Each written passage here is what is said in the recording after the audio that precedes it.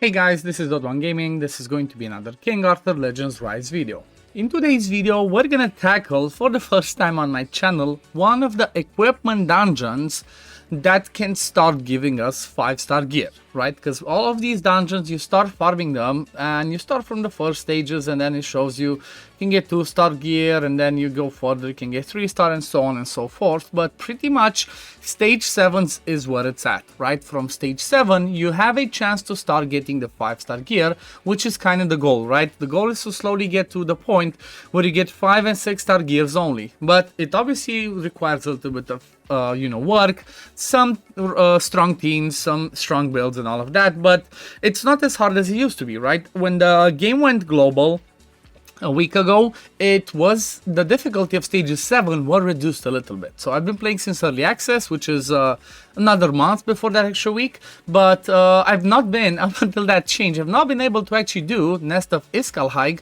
on 7. Same thing for Origin of Apolea. So after that change came in, I tried it and I just pretty much beat it. Now let's go a little bit through the boss's kit and what it suggests, because this one's a little bit of a tricky one and it might be a little bit of a trap the way that, you know, the game recommends stuff. So what do I talk about? Well, if you go to info, first of all, it says over here, use marks to suppress Yskalhaig's enhancement effects. Hero capable of buff removal and disruption can be effectively counter Yskalhaig as well. So they do suggest us here a ton of uncommons, and then they suggest like Sigrun as the mark, and then for the Slayer, obviously people that do buff disruption or buff remover. Now, I'm gonna say from the beginning, when it comes to mark, if you don't have Sigrun, just ignore it. Just don't even try to bring the mark, because honestly, from what I've tested, from what I've seen other people test, it's just close to impossible to make it work with mark, because you pretty much need to have 3 duration of marks on the boss, and they don't work as easily. So I'll just ignore it. That's what I would personally do, unless again you have Sigrun. If you have Sigrun, then she's gonna be amazing in keeping that mark up. Most of the time, she's gonna be awesome. Now, when it comes to Yskalhaig Slayer, this is just, I never understood what they mean by this one, but I guess these are other suggestions of people that can disrupt. Now, let me show you a little bit exactly what I mean by the fact that it's kind of useless with the mark. If you look over here, you pretty much need to have, let me move myself a little bit. You need to have mark for 3 turns, right? You need to have mark to be for 3 turns or more in order to have a stronger effect on it. And it's not going to be as easy, right? It's not going to be as easy to keep up, especially with uncommons that are squishier, that don't bring anything else. So again, this is what I would suggest to everybody. If you don't do that, if you don't have Sigrun, just ignore it. Don't even worry about it. Now, the team that I'm using is pretty much, apart from the fact that, you know, I got 1 copy of Bedivere and I use him and I love him. He does good damage. Everything else should be pretty obtainable, because, you know, they're mostly rares. They're just about rare, so I don't have that strong of a team. This is my team where I'm using Bedivere, Anguish, Sarah, and then Isolde. Isolde doesn't need to be her. It can be anybody else. Actually, it would be a lot better to have another healer. Maybe, you know what, maybe I would try, but I don't think she does enough. But pretty much in this role, I'm doing a quirky thing. Let me run it. This team is not perfectly optimized yet. However, I can beat it. I just wanted to show you, and I'm going to explain the tactic that I'm actually using in this team that kind of helps me tackle this boss. And kind of like the main event or the key thing in this team, which again, I've not perfectly optimized yet. I still need to do either a second build or change her build, but the key option in here is Sarah, right? The one that's kind of like really important in this team is Sarah with her basic attack, right? That's all I have her do in this team. So Sarah, all that she does is does that basic attack, and pretty much what that does, if you have enough effect accuracy, again, I don't have enough, let me see if it actually lands now, but you're gonna see something. There we go, see that one? Buff disruption for 2 turns. So what she brings is pretty much blocking the boss from getting those buffs up on itself completely, right? And at the same time, she heals on a basic attack, which means it's even perfect. She's not going to be your best healer, because you're just going to want her to keep A1ing all the time, because it does have a 1-turn cooldown. So she needs to come back to it so she can land it again in order to do it. But this time, it kind of seems like on stage 7, I just exploded, right? But if I don't quite proc those critical hits, I do need that extra, you know, buff prohibition from Sarah to be able to tackle this boss. Now, let me show you exactly what I mean, and I guess I'm going to show you the builds of this team. But this is the one that we're talking about. Let me see which one, this one. So her second passive, you do want to have it, you do need to have it skilled up twice. It's not impossible, it's just, you know, you're gonna need a little bit of these ones, which you can see I can already fully skill her up. There's not too many serpent heroes that you want to skill up their passives, so you're gonna be like, oh, I have to split them around. But if you manage to skill her passive twice, you're good to go, because it says over here, when using skill 1, inflicts buff disruption for 2 turns. 2 turns, right? And then it has, with this one, it reduces the cooldown by 2 turns, which means it's 1 turn. So the first one's just only for 1 turn, but if you skill it up first, it puts it up for 2 turns, and then the second one reduces the cooldown by 1 turn. So pretty much she does A1, lands that one, she does another A1, then she's not gonna have the cooldown, and then next time she comes around, she places it again. So as long as she's around the same speed as the boss, she's always gonna keep this buff disruption up, and that's gonna be it, right? That's all you're gonna need her to do in that fight. And the cool thing is, obviously, every time she does an A1, which she's gonna heal by 5.7% of her max HP plus a little bit of extra. So this is all you're gonna care about her, right? And you're gonna see I have no skill ups in this Frost relic.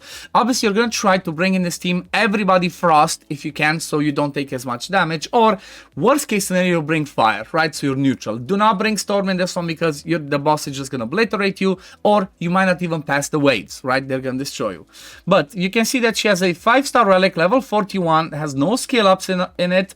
She is 4-star awakened, level 60, and then equipment, she's running for this fight Vigor and Life. However, the way that I would do it, like, I think what I'm gonna do a second build for her, specifically for that one, unless I get the Sigrun, then things might change. But I think I'm gonna do a second build for her, where I'm gonna have her in stuff that gives me effect accuracy, right? Because you want to get, I think you need around like 50 or higher for these stages. You can see right now I have 8%. So this one is like, I'm surprised it lands, right? But I would have a build on her that has effect accuracy, has decent speed, then obviously everything else goes into HP, but I would choose to go not with Vigor. I think the best choice would be going something like, if we need accuracy, right, 1 or 2 accuracy sets, but then counter, right? Why do I say counter? Because you have an 80% chance to counterattack. So pretty much every time she gets attacked, she has a chance to counterattack, land that thing again, or heal up, right? Every time she does an A1, she heals up again. So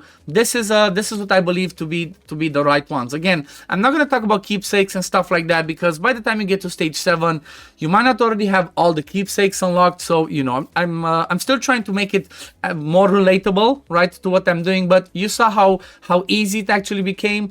Now let me show you the next one. The next one's Yskalhaig. Her passives don't really matter because they're all about damage over time. She's 6-star awakened, level 60. I think she's my only 6-star on my account. She has random keepsakes over here, like whatever stuff I had, it's not the best, like, you know, crew rate, crew damage, it doesn't really matter. She's just in here to heal, and basically anybody else that you have as a better healer for Frost, you're gonna bring. So as an example, I saw over there that it was like Frederick. If you have Frederick, then you can bring Frederick because he's gonna do the same job. But I guess let's look at her equipment. She's running Vigor set. These are her total stats. Good HP, low speed. She has effect accuracy because I'm using her in Gorgos. So obviously she's not ideally built for this one, but she works. She's just a healer. Whoever you want to have as a healer, bring in there.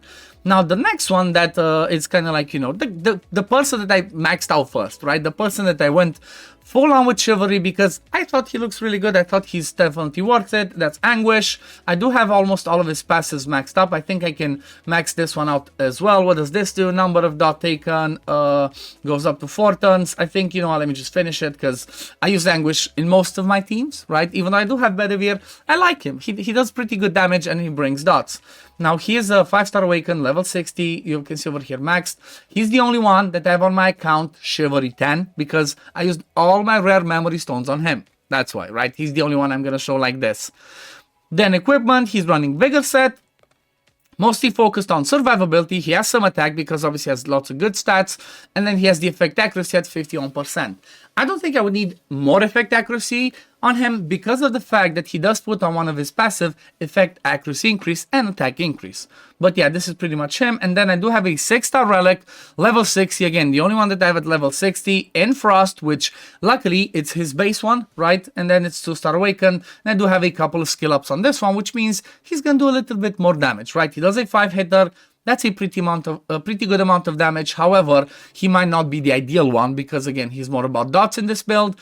And then the last one, Bedivere, which I kind of see why people say he's amazing. I only have one copy. He's amazing. I love him. He's just, you know, damage in there. I have the first passive skilled up.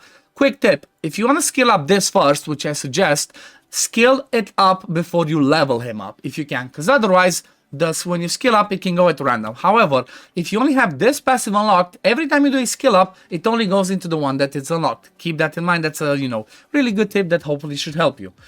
Then if you look at his equipment, he's running counter and attack set, right? It's the best that I had as of now. Obviously, I'm always going to try and keep improving. Total stats, you can see really good attack, decent crit rate. I don't want to go too high in crit rate because he has some mechanics where he boosts his own crit rate, specifically his basic attack, right? His first skill gives him a chance to land crit rate increase. So you're not going to need to go 70, 80. Maybe, I'm thinking maybe between 30 and 50 might be okay. And then push attack and crit damage as much as you can with some speed. Of course, you don't care about anything else.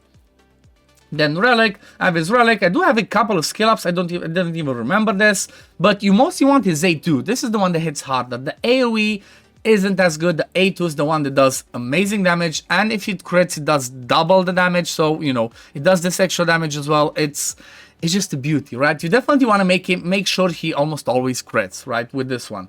But yeah, 6-star, level 54 as a relic, and he obviously destroyed the boss, as you notice. But again, Sarah does not need to be Sarah. Sarah can be whoever's your next best healer. Maybe, you know what, let me just have a look at Frederick, if I can see him. So I have him with fire. Okay, I have his frost. Let's see what he does on this frost one. Frost one attacks one enemy 2 times, chance to trigger steal buff. So there's a chance, 70% chance to steal buff. However, instead of doing that, I could use him for this. Heals all allies by 11% of Frederick's max HP. So he could be my designated healer in there if I didn't want to use Sarah, right? And then maybe he could do A3 and A2, but honestly what I need in this team is just heal, right? So Frederick could work as well as a healer. Then again, when it comes to Bedivere, it does not have to be Bedivere mandatory.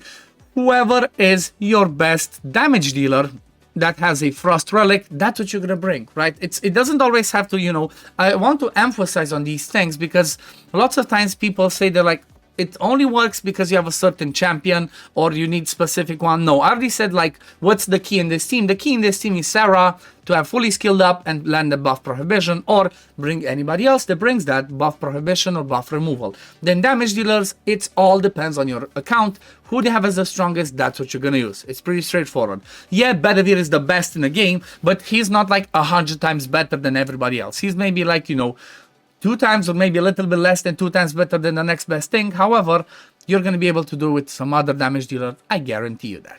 But anyway, we're going to leave it at this for today, guys. I hope you enjoyed this. I hope this video helps you decide who to, you know, I hope it helps you push Nest of Yskalhaig to 7 so you can start farming that gear, so you can start getting the 5-star gear in order to keep pushing your account to the next level. We're gonna leave it at this, guys. If you haven't supported the content creator yet, there's a link in the description, pinned comment. Please consider supporting me. If you like this video, please consider liking it, subscribing to the channel to see when I upload next, and I'm gonna see you on the next one. Peace, love, take care, everyone. Bye, guys. Fight with honor.